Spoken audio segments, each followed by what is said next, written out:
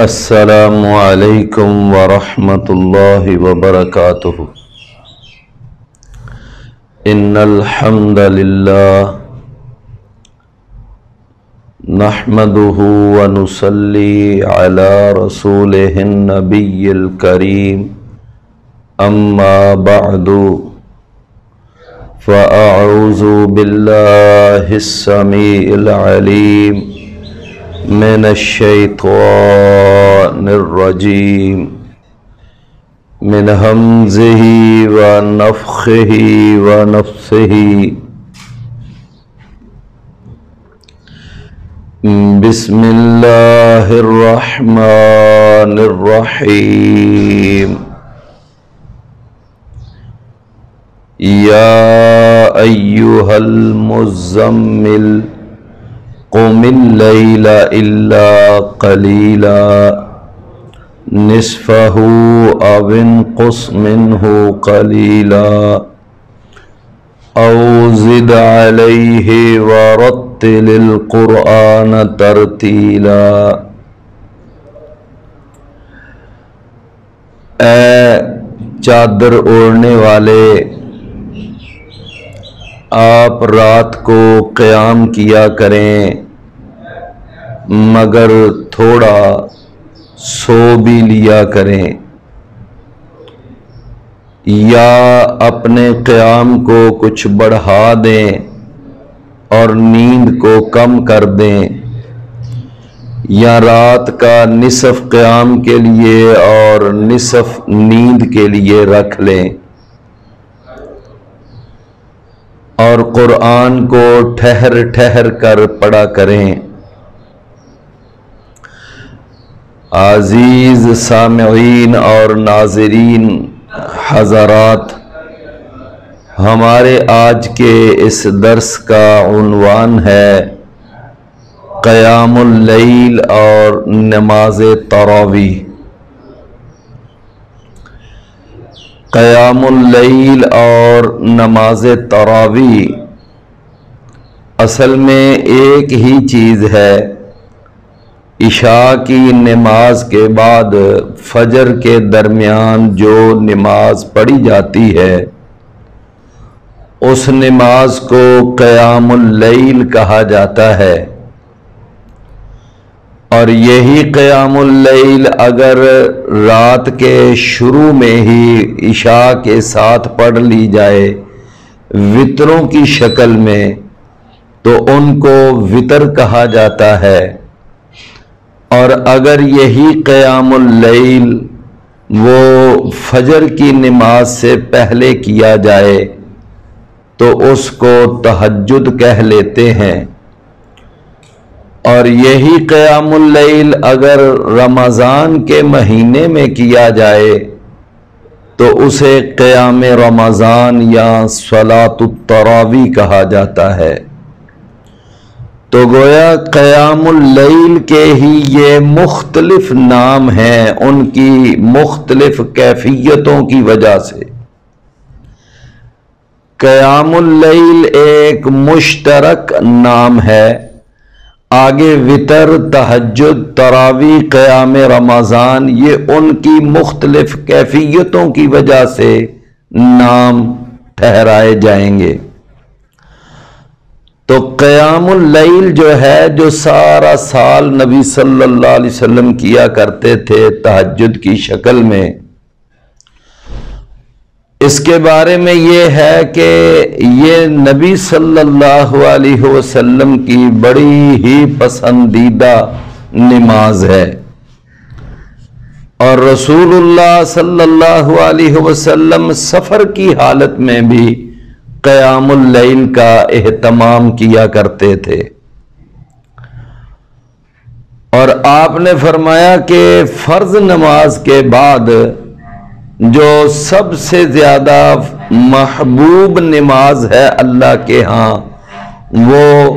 یہ قیام اللیل ہے، نماز تہجد ہے۔ تو سب سے پہلے تو ہم یہ قیام اللیل اور نماز تہجد کے بارے میں چند باتیں، چند احادیث آپ کی خدمت میں عرض کرتے ہیں، اور اس کے بعد پھر ہم قیام رمضان اور نماز تراویح کے بارے میں انشاءاللہ دوسرے نمبر پر بات کریں گے۔ قیام اللیل کے بارے میں ایک حدیث مبارکہ بڑی مشہور ہے کہ رسول اکرم صلی اللہ علیہ وسلم کے بارے میں اما جان سیدہ عائشہ صدیقہ رضی اللہ عنہا بیان کرتی ہیں کہ قام النبی صلی اللہ علیہ وسلم، کہ نبی صلی اللہ علیہ وسلم نے قیام کیا، آپ قیام کیا کرتے تھے، حتی تورمت قدماہ، یہاں تک کہ آپ کے پاؤں مبارک ان میں سویلنگ ہو جاتی، آپ کے قدم مبارک سوج جایا کرتے تھے۔ تو فرماتی ہیں کہ رسول اللہ صلی اللہ علیہ وسلم سے یہ سوال کیا گیا کہ بما تصنع ھذا، لما تصنع ھذا، کہ آپ ایسا کیوں کرتے ہیں کہ آپ اتنا لمبا قیام کرتے ہیں کہ آپ کے پاؤں مبارک سوج جاتے ہیں؟ تو رسول اللہ صلی اللہ علیہ وسلم سے ساتھ یہ بھی عرض کیا گیا وَقَدْ غُفِرَ لَكَ مَا تَقَدَّمَ مِنْ ذَنْبِكَ وَمَا تَأَخَّرَ، حالانکہ اللہ تعالیٰ نے تو آپ کے پچھلے اور اگلے سارے گناہ معاف کر دیے ہیں، تو پھر اتنی لمبی نماز پڑھنا اور اتنا زیادہ قیام کرنا؟ تو رسول اللہ صلی اللہ علیہ وسلم نے اس کا جواب دیا، افلا اکون عبدا شکورا، کیا میں اللہ تعالیٰ کا شکر گزار بندہ نہ بنوں کہ اللہ نے مجھے اتنی نعمتوں سے نوازا، اتنی شان، رفعت اور مقام و مرتبے سے نوازا، سارے نبیوں رسولوں کا سردار بنایا، امام القبلتین بنایا، سید الاولین والآخرین بنایا، تمام نبیوں رسولوں کا سردار اللہ نے مجھے بنایا، تو اللہ نے مجھے اتنی عظمت عطا فرمائی، تو میں پھر اللہ تعالیٰ کا شکر ادا نہ کروں؟ کٹن راتاں مسلے تے کہ کھلوتیاں پیر سج جاون، خدا آکھے نہ جاگ اتنا عبادت اے ہو جئی ہووے۔ رسول اللہ صلی اللہ علیہ وسلم کی یہ جو قیام اللیل کی عبادت ہے، اس کے بارے میں یہ صحیح بخاری اور مسلم میں وضاحت موجود ہے کہ آپ کے پاؤں مبارک سوج جایا کرتے تھے۔ دوسری ایک حدیث مبارکہ میں آپ نے ارشاد فرمایا کہ احب الصلاۃ الی اللہ صلاۃ داود، اللہ کے ہاں سب سے پسندیدہ نماز داود علیہ السلام کی نماز ہے، وَأَحَبُّ الصِّيَامِ إِلَى اللَّهِ صِيَامُ داود، اور سب سے زیادہ پسندیدہ روزہ اللہ کے ہاں داود علیہ السلام کا روزہ ہے۔ پھر آپ نے ان یعنی صلاۃ داودی اور صوم داودی کی آپ نے تفصیل بیان فرمائی، فرمایا کانا ینام نصف اللیل، آپ جناب داود رات کا نصف حصہ سویا کرتے تھے، وَيَقُومُ ثُلُثَهُ، اور رات کا ایک ثلث پھر قیام کرتے، وَيَنَامُ سُدُسَهُ، اور آخر میں رات کا چھٹا حصہ پھر آپ سو جایا کرتے۔ یعنی یوں سمجھ لیں کہ اگر 6 گھنٹے رات کا دورانیہ ہوتا تو پہلے 3 گھنٹے سو جاتے، پھر 2 گھنٹے قیام کرتے، اور آخر میں 1 گھنٹہ پھر آرام کرتے۔ صوم داودی کی کیفیت بیان کی، فرمایا وَيَصُومُ يَوْمًا وَيُفْطِرُ يَوْمًا، کہ ایک دن وہ روزہ رکھتے تھے اور ایک دن وہ ناغہ کرتے تھے۔ تو گویا یہ صلاۃ اللیل جو ہے، قیام اللیل، یہ اللہ تعالی کو بڑی ہی پسندیدہ نماز ہے۔ اور اس کے بعد ایک تیسری حدیث میں آپ نے قیام اللیل کی تفصیل اور اس کی یعنی فضیلت کو بیان کیا۔ فرمایا اللہ کے رسول صلی اللہ علیہ وسلم نے کہ رحم اللہ امرأ رجلا، اللہ اس آدمی کے اوپر رحم فرمائے کہ قام من اللیل، کہ جو آدمی رات کو قیام کرتا ہے، فصلی وایقظ امرأتہ، کہ وہ خود اٹھتا ہے، نماز پڑھتا ہے اور اپنی بیوی کو بھی جگاتا ہے۔ فرمایا اس کی بیوی بھی اس کے ساتھ مل کر نماز پڑھتی ہے۔ اگر نیند کے غلبے کی وجہ سے وہ بیوی اٹھنے سے انکار کرے تو وہ پانی لے کر پانی کے چھینٹے اپنی بیوی کے چہرے پہ مارتا ہے، چھڑکاؤ کرتا ہے تاکہ اس کی نیند جو ہے وہ اکھڑ جائے۔ فرمایا کہ یہ اللہ کا بندہ اللہ کو بڑا ہی محبوب ہے، اللہ اس کے اوپر رحم فرمائے۔ دعا کی رسول اللہ صلی اللہ علیہ وسلم نے اس کے لیے رحم کی۔ پھر رسول اللہ صلی اللہ علیہ وسلم نے اس عورت کے لیے بھی رحم کی دعا کی۔ فرمایا کہ جو رات کو اٹھتی ہے، رات کا قیام کرتی ہے، قیام اللیل کرتی ہے، نماز پڑھتی ہے، اور پھر وہ اپنے ساتھ اپنے خامد کو بھی بیدار کرتی ہے کہ وہ بھی اٹھ کر نماز پڑھے۔ اگر نیند کے غلبے کی وجہ سے وہ اٹھنے سے انکار کرتا ہے تو وہ پانی لے کر پانی کے چھینٹے اپنے خامد کے چہرے پہ مارتی ہے تاکہ وہ اٹھ جائے اور ساتھ مل کر نماز پڑھے۔ ابو داؤد اور نسائی کے اندر یہ حدیث موجود ہے۔ تو یہ تین احادیث میں نے آپ کے سامنے بیان کی ہیں قیام اللیل کی فضیلت کے حوالے سے۔ پہلی حدیث آپ نے فرمایا کہ آپ کے جو پاؤں مبارک سوج جایا کرتے تھے، تو آپ نے اس کا سبب بیان کیا کہ میں یہ اس لیے اتنی لمبی نماز پڑھتا ہوں کہ اللہ کا شکر گزار بندہ بنوں۔ دوسری حدیث میں آپ نے فرمایا کہ اللہ کو سب سے زیادہ محبوب نماز جناب داؤد کی وہ قیام اللیل ہے۔ اور تیسری حدیث میں آپ نے ان دو خامد بیوی پر رحم کی دعا فرمائی، رحمت کی دعا فرمائی کہ وہ اٹھتے ہیں اور اٹھ کر رات کو قیام اللیل کرتے ہیں۔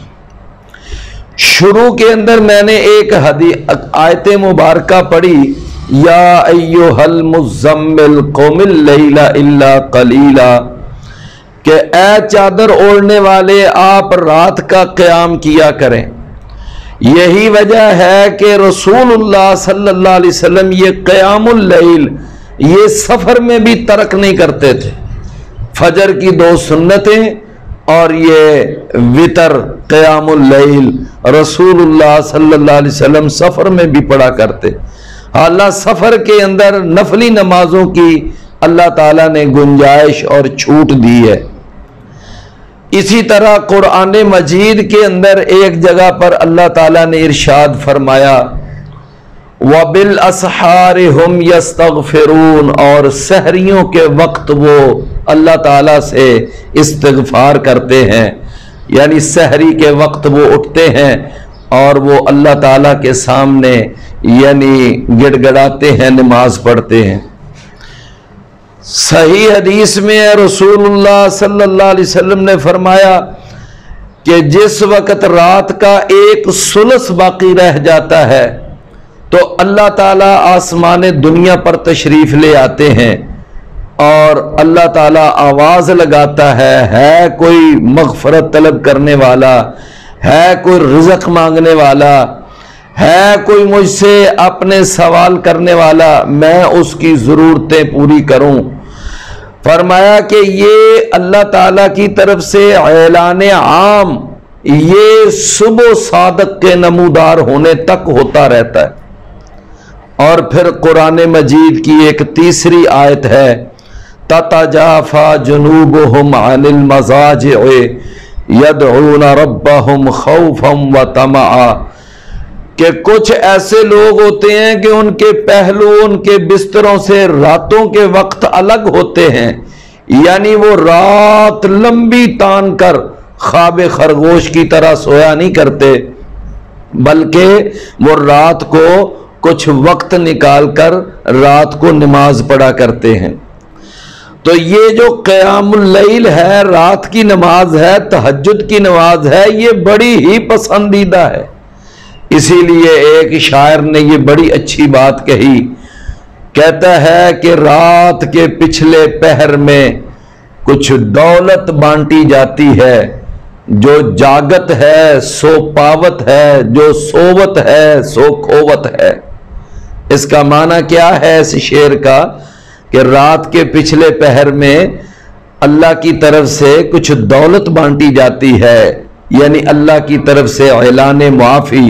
اللہ کی طرف سے رزق کی تقسیم۔ تو فرمایا اس وقت جو جاگت ہے سو پاوت ہے، جو جاگتا ہوگا نماز کے لیے تو وہ تو اس وقت اس دولت کو پا لے گا، اور جو سووت ہے سو کھووت ہے، اور جو سویا ہوا ہے تو وہ اس دولت کو کیا اپنے دامن میں سمیٹے گا۔ آج لوگ جو ہیں راتوں کو وہ یعنی غلط عزائم کے تحت تو جاگتے ہیں، کوئی ڈراموں کے لیے، کوئی فلموں کے لیے، کوئی گیموں کے لیے، کوئی راتوں کو یعنی ویسے ہی فضول قسم کی مجلسیں برپا کرنے کے لیے۔ لیکن یہ جو رات کا جاگنا ہے قیام اللیل کے لیے، یہ اللہ تعالیٰ کے ہاں بڑا ہی پسندیدہ ہے۔ تو میں نے قرآن مجید کی 3 آیات اور رسول اللہ صلی اللہ علیہ وسلم کی 4 احادیث سے یہ جو قیام اللیل کی نماز ہے اس کی کچھ وضاحت کی ہے۔ اب دوسرے نمبر پر جو ہم نے بات کرنی ہے آج کے درس میں وہ ہے نماز تراویح۔ رمضان کے اندر اگر وہی قیام اللیل کیا جائے تو وہ تراویح بن جاتا ہے، یعنی اس کو صلاۃ التراویح کہا جاتا ہے یا قیام رمضان کہہ لیتے ہیں۔ قیام رمضان کے بارے میں ایک حدیث صحیح بخاری کے اندر موجود ہے، صحیح البخاری میں، کہ جناب سیدہ عائشہ صدیقہ رضی اللہ عنہا، ان سے ابو عبد الرحمن السلمی، انہوں نے ایک دفعہ یہ سوال کیا تھا کہ کیف کانت صلاۃ رسول اللہ صلی اللہ علیہ وسلم فی رمضان، کہ نبی صلی اللہ علیہ وسلم کی رمضان کے اندر نماز کا کیا انداز تھا؟ تو رسول اللہ صلی اللہ علیہ وسلم کی زوجہ محترمہ ام المؤمنین مادر ملت ناموس مصطفیٰ سیدہ عائشہ صدیقہ طیبہ و طاہرہ فقیہہ و زکیہ رضی اللہ عنہا اس سوال کا جواب دیتی ہیں، فرماتی ہیں ما کان یزید فی رمضان ولا فی غیرہ، کہ رسول اللہ صلی اللہ علیہ وسلم رمضان اور رمضان کے علاوہ کسی بھی مہینے میں آپ 11 رکعات نماز سے نہ زیادہ کرتے تھے نہ کم کرتے تھے۔ یہ سیدہ عائشہ رضی اللہ عنہا ان کی اپنی آبزرویشن ہے، یہ ان کا اپنا مشاہدہ ہے جو وہ بیان کر رہی ہیں۔ حالانکہ رسول اللہ صلی اللہ علیہ وسلم سے بعض احادیث کے اندر 9 رکعات کا ذکر، 7 رکعات کا ذکر، 13 رکعات کا اور زیادہ سے زیادہ 15 رکعات کا ذکر موجود ہے۔ تو بہرحال سیدہ عائشہ صدیقہ اپنی آبزرویشن بیان کرتی ہیں کہ آپ 11 رکعات پڑھا کرتے تھے۔ فرماتی ہیں کہ صلی اربعن، پہلے 4 رکعت پڑھتے، ثم صلی اربعن، پھر 4 رکعات پڑھتے، ثم یوتر بثلاثن، پھر 3 وتر پڑھتے، اور آگے فرماتی ہیں لا تسأل عن حسنہن و طولہن، کہ آپ یہ پوچھئے ہی نہ کہ وہ جو 11 رکعات پڑھتے تھے وہ کتنی خوبصورت اور کتنی لمبی ہوتی تھی۔ آج بعض لوگ جو ہیں وہ 11 سے زیادہ 20 رکعات کا تو اہتمام کرتے ہیں، لیکن ان رکعات کی حالت کیا ہوتی ہے کہ اللہ تعالیٰ معاف فرمائے، بس وہ ایک اٹھک بیٹھک تو ہوتی ہے، یعنی اس کے اندر نہ تو وہ خشوع اور خضوع ہوتا ہے، نہ وہ اطمینان اور سکینت ہوتی ہے۔ تو اللہ کے رسول صلی اللہ علیہ وسلم جو 8 رکعت تراویح اور 3 وتر پڑھتے، فرماتی ہیں وہ 8 رکعات اتنی خوبصورت رکعتیں ہوتی تھیں اور اتنی لمبی ہوتی تھیں کہ آپ کو کیا بتائیں۔ تو یہ پہلی حدیث مبارکہ ہے کہ رسول اللہ صلی اللہ علیہ وسلم سے رمضان کے اندر نماز تراویح 8 رکعات ثابت ہیں۔ یہی جو 8 رکعات تراویح ہیں، ان کے بارے میں جناب سیدنا عبداللہ بن عمر رضی اللہ عنہ یعنی ان کا بیان ہے، یعنی نماز تراویح کے بارے میں فرماتے ہیں کہ رسول اللہ صلی اللہ علیہ وسلم نے فرمایا کہ رمضان کا روزہ اور یہ قرآن اللہ کے ہاں بندے کی سفارش کریں گے۔ فرمایا کہ رمضان کا روزہ کہے گا کہ اے میرے پروردگار، میں نے تیرے اس بندے کو کھانا کھانے سے، پانی پینے سے اور جائز خواہشات سے میں نے اس کو سارا دن روزہ روک کے رکھا، اللہ میری اس کے بارے میں سفارش قبول فرما۔ فرمایا اس کے بعد پھر یہ قرآن اللہ کے ہاں سفارش کرے گا اور وہ کہے گا کہ اے میرے پروردگار، جب رات کا وقت ہوتا تھا یہ تراویح پڑھتا تھا اور یہ قرآن یعنی مجھے سنا کرتا تھا، تو رات کو یہ نیند بھر کر سویا نہیں کرتا تھا، تو اس لیے اللہ اس کے بارے میں میری بھی سفارش قبول فرما۔ ہم ساروں کے پیر و مرشد، ہمارے ہادی و رہنما، ہمارے پیشوا اور مقتدا، ساری کائنات کے امام، اعلیٰ اور افضل، بہتر اور برتر جناب محمد الرسول اللہ صلی اللہ علیہ وسلم نے پیارے پیارے لبوں سے، میٹھی زبان سے، اور آپ نے ہیرے اور موتیوں اور جواہرات سے زیادہ قیمتی، پہاڑوں اور چٹانوں سے زیادہ ٹھوس آپ نے یہ ارشاد جاری فرمایا، فرمایا فَيُشَفَّعَانِ فِيهِ، تو وہ دونوں جو ہیں اس آدمی کے بارے میں سفارش ان کی قبول کر لی جاتی ہے، اللہ ان دونوں کی سفارش قبول کر کے ان کو جنت کا پروانہ اور جہنم سے آزادی عطا فرما دیتا ہے۔ تو اس حدیث مبارکہ میں جو قرآن کہے گا کہ اے اللہ، میں نے تیرے بندے کو رات کے وقت نیند بھر کر سونے سے روکے رکھا، اس سے مراد عام تلاوت قرآن نہیں، بلکہ اس سے مراد نماز تراویح ہے، قیام اللیل ہے، جو رات کو کیا جاتا ہے۔ تو گویا اس حدیث کے اندر بھی نماز تراویح کا ذکر ہے۔ ایک تیسری حدیث کے اندر رسول اللہ صلی اللہ علیہ وسلم نے فرمایا کہ من قام رمضان ایمانا واحتسابا غفر له ما تقدم من ذنبه، کہ جو آدمی رمضان کا قیام کرتا ہے، قیام رمضان کرتا ہے، یعنی رمضان کے اندر تراویح پڑھتا ہے، تو فرمایا ایمان کی حالت میں، یعنی صحیح عقیدہ رکھتے ہوئے، اس کے عقیدے کے اندر شرک نہ ہو، اس کے عقیدے کے اندر بدعت نہ ہو، کوئی اس طرح کا الہاد نہ ہو، فرمایا صحیح العقیدہ ہونے کی حالت میں، اور احتساباً ثواب حاصل کرنے کی نیت سے، دکھانے کے لیے نہیں، نمود و نمائش کے لیے نہیں، فرمایا غفر لہ ما تقدم من ذنبہ، تو اللہ تعالیٰ اس کے پچھلے گناہوں کو معاف کر دیتا ہے۔ تو یہ جو میں نے آپ کو دوسری اور تیسری حدیث سنائی ہے، ان کے اندر بھی قیام اللیل یعنی صلاۃ تراویح کا بیان ہے۔ اب یہ صلاۃ تراویح ہے کتنی رکعات، اس کے لیے ایک تو میں نے آپ کو شروع میں حدیث سیدہ عائشہ رضی اللہ عنہا والی بیان کی، رمضان اور غیر رمضان میں آپ 11 رکعات سے زیادہ نہیں پڑھتے تھے۔ تو گویا تراویح کی نماز جو ہے یہ بڑی محبوب نماز ہے، اور یہ 11 رکعت تراویح ہے۔ اس کے بعد 11 رکعت نماز تراویح کی ایک اور حدیث ہے، جناب رسول اللہ صلی اللہ علیہ وسلم کے بارے میں آتا ہے کہ اللہ کے نبی صلی اللہ علیہ وسلم جب عشاء کی نماز پڑھ لیتے تو عشاء کی نماز سے فارغ ہونے سے لے کر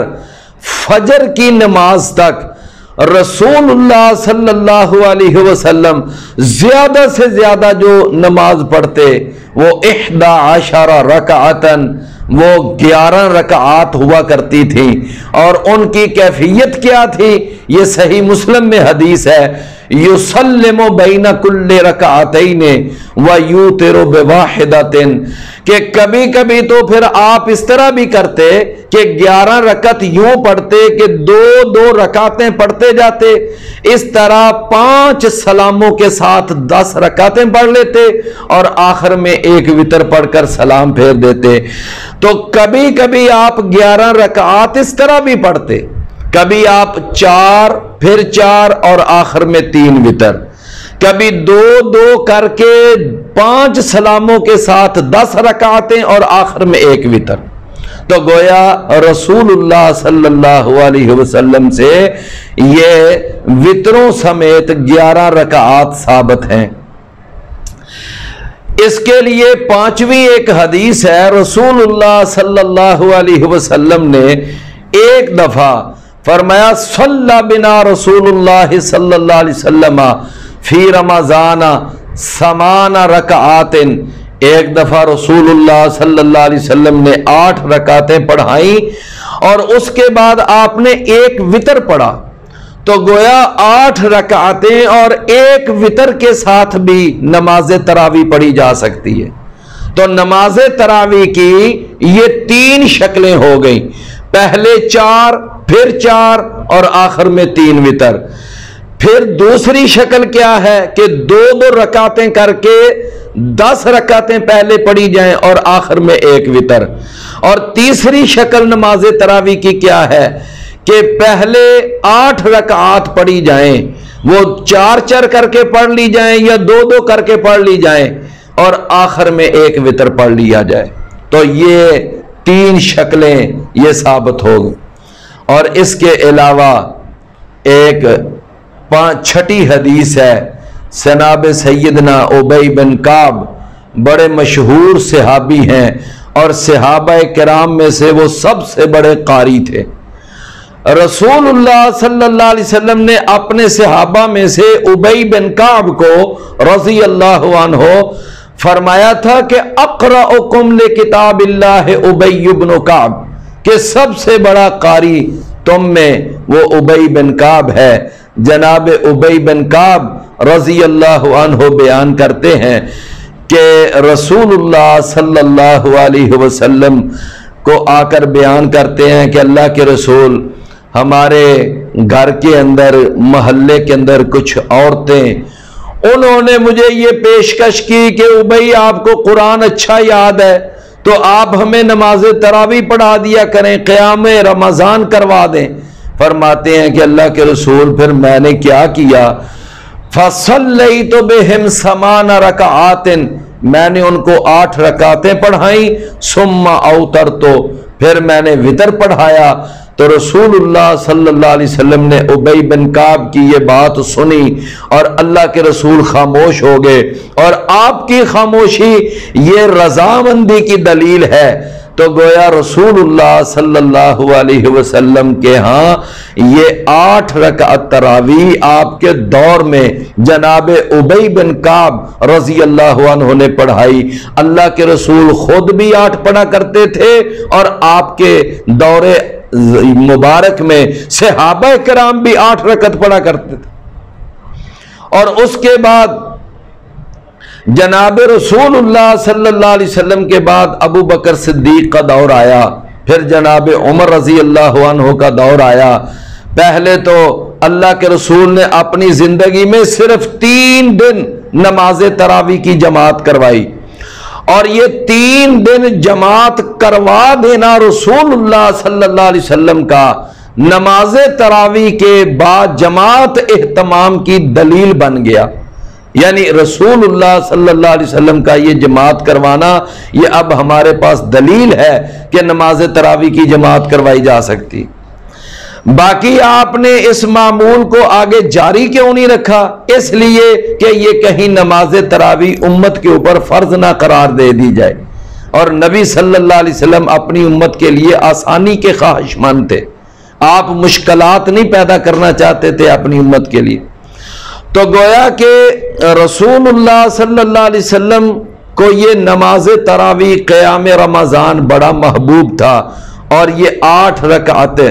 یعنی تراویح یہ رسول اللہ صلی اللہ علیہ وسلم پڑھا کرتے تھے، اور آپ نے پڑھائی بھی 8 رکعتیں۔ اس کے بعد پھر رسول اللہ صلی اللہ علیہ وسلم کے صحابہ بھی آپ کے دور میں یہی عمل کرتے۔ جناب عمر رضی اللہ عنہ کا دور آ گیا۔ موطا امام مالک کے اندر حدیث آتی ہے، جب جناب سیدنا عمر بن خطاب کا دور آیا، موطا امام مالک، یہ کتاب کا نام یاد رکھیے کہ جناب عمر بن خطاب رضی اللہ عنہ نے اپنے دور کے اندر پھر یعنی 2 قاری مقرر کر دیے۔ فرمایا کہ یہ تم گھروں میں پڑھتے ہو نماز اپنے اپنے طور پر، یا مسجد میں بھی آ جاتے، کوئی کسی طرف پڑھ رہا ہے، کوئی کہیں پڑھ رہا ہے، کوئی کہیں پڑھ رہا ہے۔ نماز با جماعت کا تراویح کا اہتمام نہیں تھا، تو جناب عمر بن خطاب رضی اللہ عنہ نے یہ اہتمام کیا کہ ان کو ایک امام کے پیچھے جمع کر دیا اور کہا کہ سارے اس ایک امام کے پیچھے آ کر نماز پڑھو، تاکہ نماز با جماعت کا اہتمام ہو اور پورے کا پورا قرآن جو ہے یہ نماز تراویح میں پڑھا جائے۔ تو عمر رضی اللہ عنہ نے 2 قاری مقرر کیے، ایک جناب سیدنا ابی بن کعب اور دوسرے جناب سیدنا تمیم الداری،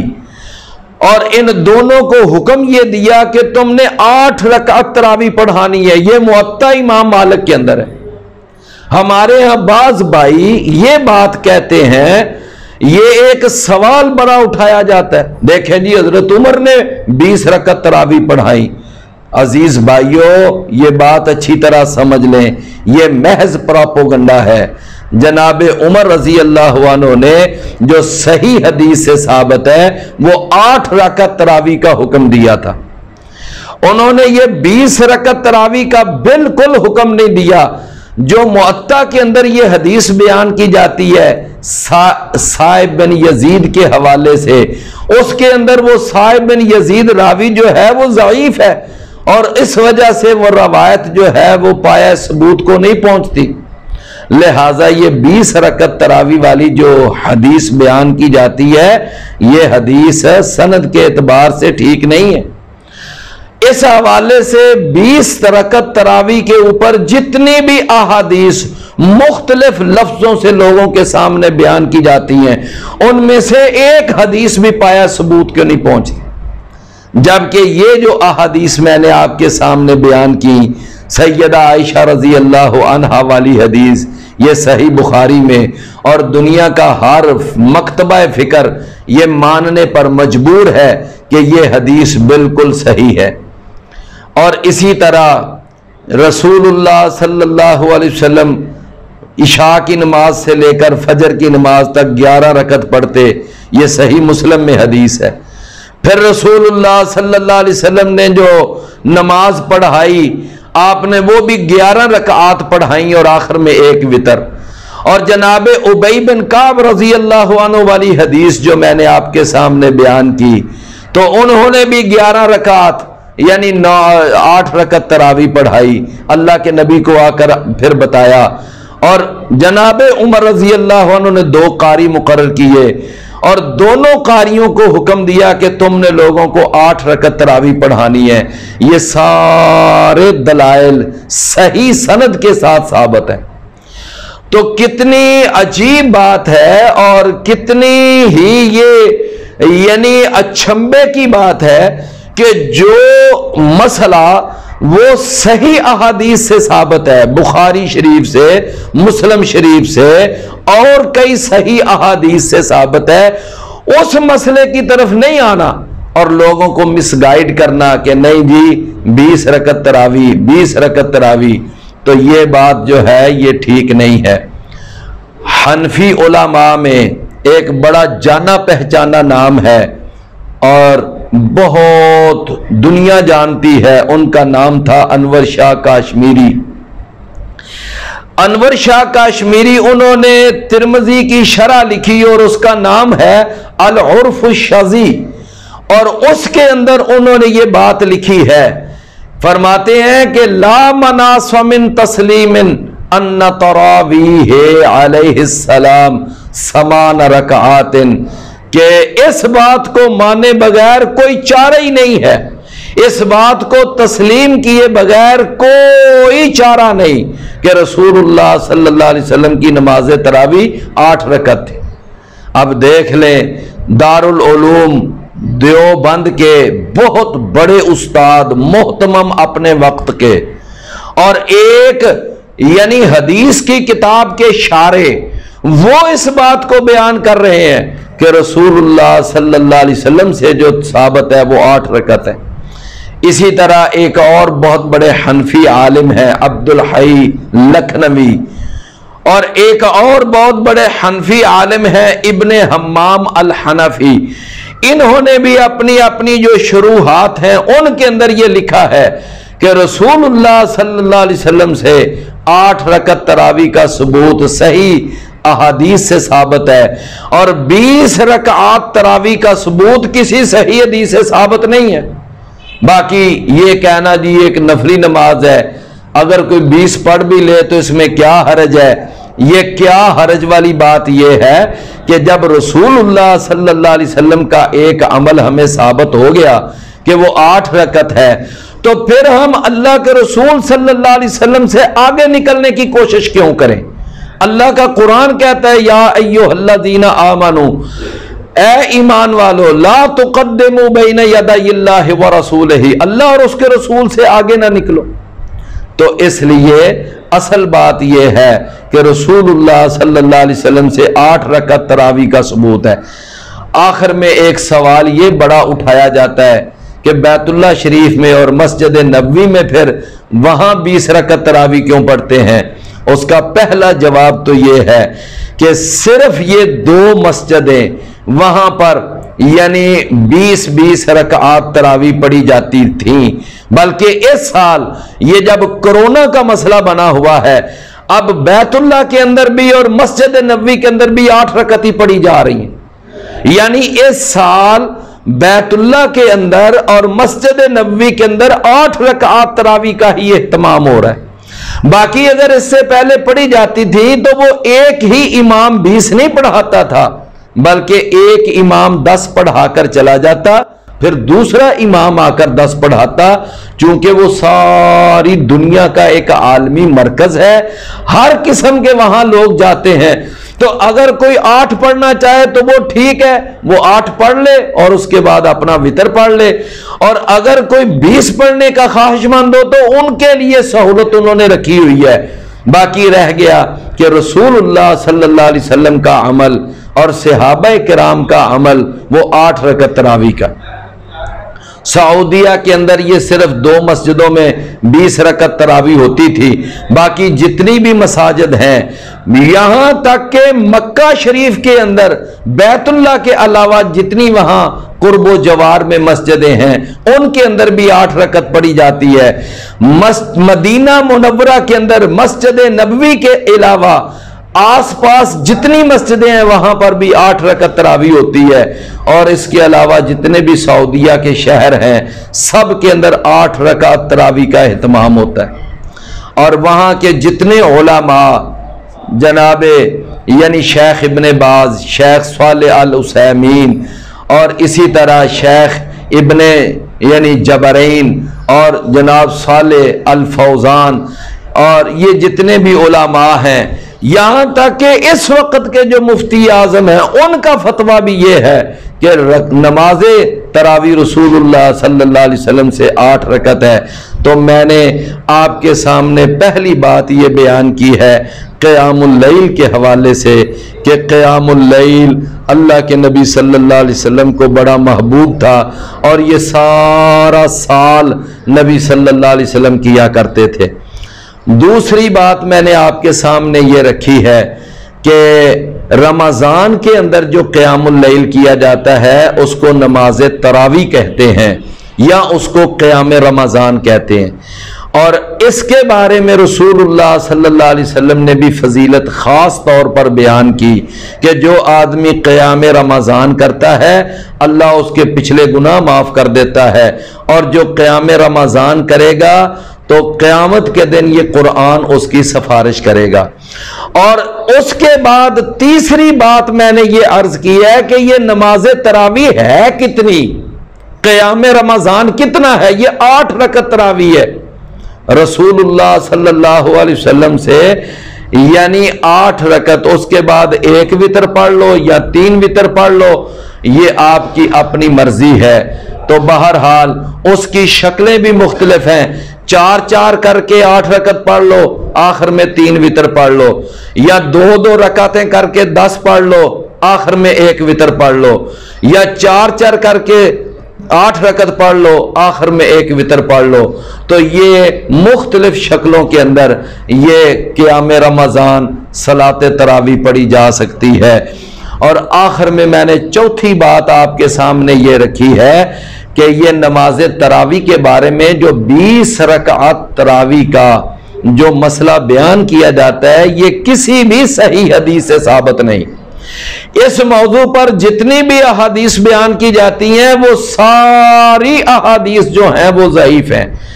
8 رکعت تراویح اللہ کے رسول نے بھی پڑھی، صحابہ کو بھی پڑھائی، آپ کے دور میں صحابہ پڑھا کرتے تھے، جناب عمر بن خطاب نے اپنے دور حکومت میں سارے لوگوں کو 2 اماموں کے پیچھے کھڑا کیا اور جمع کر دیا۔ وہ ان 2 امام ابی بن کعب اور تمیم الداری، ان دونوں کو حکم دیا کہ لوگوں کو 8 رکعت تراویح پڑھائیں۔ تو اس حوالے سے یہ معلوم ہوا کہ یہ 8 رکعت تراویح ہی مسنون تراویح ہے، 20 رکعات تراویح یہ مسنون تراویح نہیں ہے، رسول اللہ صلی اللہ علیہ وسلم سے یہ ثابت نہیں ہے۔ اور 5ویں نمبر پر میں نے ایک چھوٹی سی بات آخر میں عرض کی کہ سیدنا عمر کے بارے میں یہ جو مشہور ہے کہ وہ 20 رکعات تراویح کا حکم دیا کرتے تھے، یہ بالکل غلط بات ہے، انہوں نے 8 رکعت تراویح کا حکم دیا۔ اور یہ جو کہا جاتا ہے کہ سعودیہ کے اندر مسجد حرام میں اور مسجد نبوی میں پھر 20 کا اہتمام کیوں، اس کی بھی میں نے آپ کو 2-3 وجوہات بیان کی ہیں کہ وہ 2 امام مل کر 10-10 رکعات پڑھتے ہیں، اور پھر یہ صرف 2 جگہوں میں 20 کا اہتمام ہوتا تھا، اس سال تو وہاں پر بھی 8 ہی پڑھی جا رہی ہیں، اور اس کے علاوہ